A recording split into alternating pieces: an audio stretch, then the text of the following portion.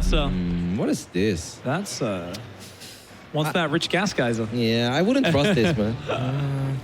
No, I don't believe that you macro out of this. I would expect this to be like a Roach Lingolin or something along those lines. But obviously that's almost so obvious that I start metagaming myself. It's like, there's no way he does that. Could he Link Flood? Yeah, that's a possibility, but I don't know, man. Maybe just Overlord Speed or something, but he kind of stopped mining gas for now. I'd be so freaked out, though. If I was Drogo, I'd be so freaked out. You know, you can play off that third. It does have a wide open area in front of it.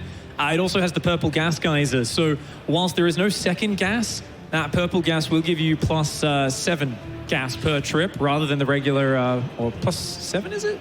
Rather than 5? It's a lot. Don't do this to yourself, Pig. Oh, no. Pig, we wake up at 8 a.m. We go to bed at like 1 a.m. after a long day, and then you're going to do numbers? No. Just don't. Oh my God, I'd be so... Okay, is he just going to get link flooded here? He must be getting link flooded, right? Yeah, Elazer is embracing the full NA. I saw a sign in the audience. I saw going full NA. Well, this is as full as NA as you're going to get. And I think that Drogo just missed something. Does he have a unit at all? Okay, yeah, one adept is here. But he's got to shade that back to the front. These probes aren't a threat in the main base. He needs a battery, mate. Oh my God, full NA. Ultra full NA. He's pulling the drilly boys. Yep, he's going to drone drill. If he has no battery here, so dead. He's so dead if he doesn't get a battery. Okay, so for anyone who's new, those can actually path through units. Even if there's a unit in the wall, the drones will be able to slide through that by clicking on the minerals and attack the adept from behind. No, you don't have to do that. Oh, you can even come from there. Yeah, but... On this map, yeah. I mean, oh my God. You need to double mine both of those patches to open up the back door. 300 IQ. It takes 4 mineral trips. I'm done. I'm literally done. This is the smartest thing I've ever seen in my life. I'm done. That's disgusting and beautiful at the same time. Oh my God, Drogo, okay. Drogo, you're okay to smash. It's mid-series, but you're totally allowed to smash. I would smash. I would smash. This is disgusting, Pig. Oh man, I've been waiting to see something like this on this map. It's the first time I've seen it. And a brutal all-in attack. Jerome's joining the party. Drogo's like, what on earth is this? You gotta be joking. 19 army supply against 2. 19 against 2.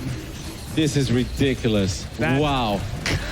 How have I not seen this yet before, Pig? I know someone has done it, don't get me wrong. I know people do this kind of stuff. Insane. You know, it's so funny. So many people haven't been doing it because those mineral patches are 10 minerals each and it's double layered. People have said, oh, it'd take forever to drone that down with just 1 or 2 drones. Elazer says, who cares? I'll pull 6. We're looking at the Frenchman. He needs some help. He's having a very unfortunate series so far. If you guys like Protoss, if you guys like Drogo, make some noise for Drogo.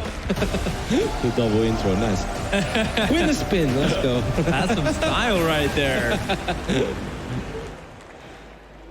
And this is his chance to start bringing it back. Drogo, renowned for his Protoss versus Zerg play, showing some spectacular level in his previous matches. And is going to need to just stabilize here. Really, that's all it's about. It's about, hey, I've got to get warmed up. I've got to find my footing in this series. A Nidus Worm, game 1. A cheeky Speedling Flood with the back door being mined down in game 2. Now, Pig, it's not even that long ago that you were still super competitive and that you were going to all these tournaments. Because I would really feel as a player, you're now hopping into Triton, that this best of 5 hasn't even started yet. Like, it truly kind of feels like that. Like, they haven't even really started yet. They haven't shown us that much yet. But you're down 0-2. How do you deal with this mentally, man? Like, I would go nuts. I know that for myself. There's no way that I could stay calm here. Yeah, I think you and me both rather emotional players when we play the game.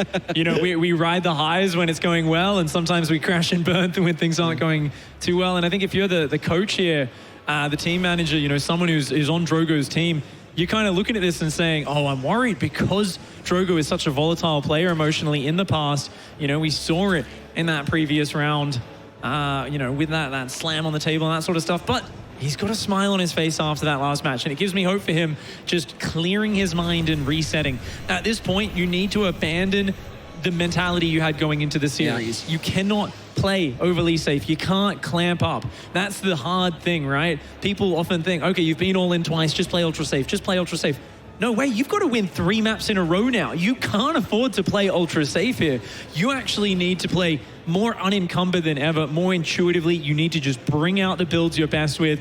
Don't be afraid to take a risk here or there, because you don't win 3 games in a row against someone as good as Elazer by playing the most generic, safe StarCraft.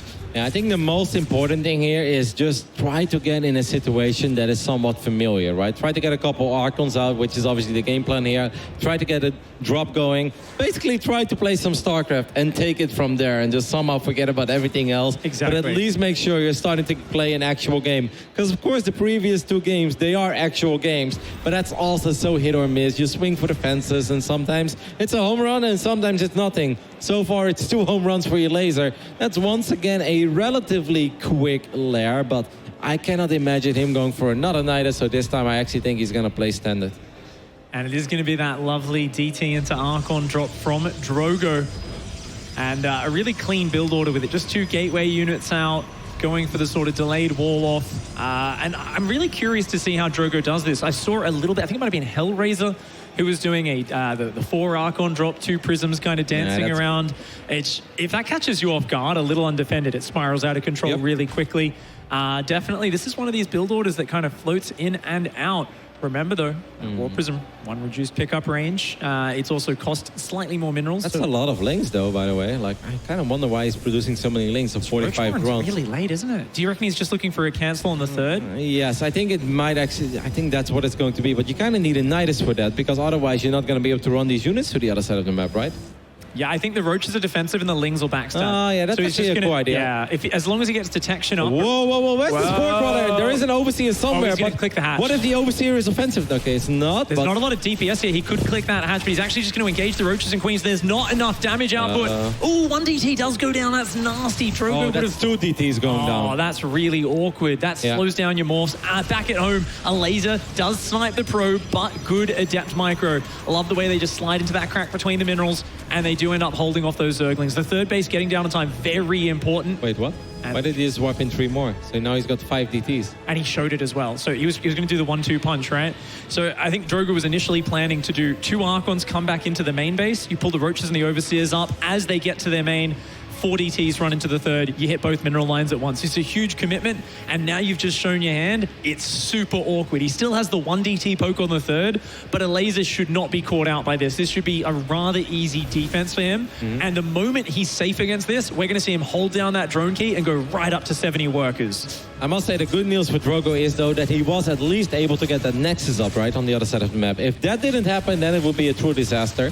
These Archons, they do finally start connecting a little bit. That's a tiny bit of damage here and there. It's not much, but it does start adding up, and Elazer's making a lot of Roaches. Jeez. You know, he got 2 DTs early. He hasn't taken a lot of damage, just a couple workers, and a Nidus Worm even goes down as well. Elazer wants to close this one out quickly, fearing Drogo's late game and realizing that there's potential weakness here in the early stages. He's just going to hold down the Roach key and reinforce with the Nidus. Yeah, he's most likely going to pressure the front, and he's going to have a Nidus there. But then I think the most important thing for Drogo is don't let a Nidus go up in your main. Like, obviously, losing this Nexus would be absolutely deadly, but losing all of your probes in the main or natural, that would be 10 times worse. Yeah. Because if Drogo gets 3 or 4 Immortals and a War Prism out, I would still say there is some hope. But how many Queens do we have? Because I'm sure that Elazer is going to bring some Queens. It's actually only 4. So I do feel there's a lot of micro potential for this War Prism, right? Yeah, absolutely. That War Prism is one of the most important units here. A dive forward here from Elazer. Just slams into that army. The shield batteries are finishing up, but an Archon gets focused down. The 2nd Immortal not quite here. Those Zealots warping in, very important units. Whenever the Roaches run forwards like that, they take a lot of Zealot hits. Main base, oh no, there is a Nidus going up in the main base. That barrier was activated already as well, and that 1 Immortal on the right side. No, Drogo move commanding. Okay, he does save the Immortal, saves the Archon too there, but he just has no units, right? He's got 3 power units here, but that's all that Drogo has to offer, and I do believe that Nidus network went up into the main base, and this is where it gets so painful. The Contaminate as well, Roddy. Oh, it's actually halting the Immortal production. That's the one thing standing between Drogo and elimination in this tournament. It's the Immortals with that production frozen and the gateways getting underpowered in the main as well. And this Archon and this Immortal fighting like a hero at the third, but the energy's depleted. The shield batteries are out, and the Immortal goes down with the two Immortals in the main trying to put up a heroic defense. But there's just too many roaches here. Probes being forced into the fight. Never a situation you want as the Protoss player. Elazer does not mess around today, Piggy. He's up over 60 supply, and he may very well say, victory is mine, as he's close to the 3-0 over here. I'm sure those are the words running through his head right now, because it's certainly looking like that, Kevin. 140 supply for Elazer. And just, this was a great way to play. We always know how dangerous a big roach push is after this Archon drop opening, because you've got only a few power units, as you said. You don't have the power of the Sky Control with something like a Void Ray overhead. And the contaminants. It's really cool. I mean, it's unnecessary at this point. He's styling. Elazer has done it, guys, and this is a very, very big victory for him. There will not be a BlizzCon for Drogo, but this man is absolutely still in the running and may have very well secured it already. We don't know what's happening.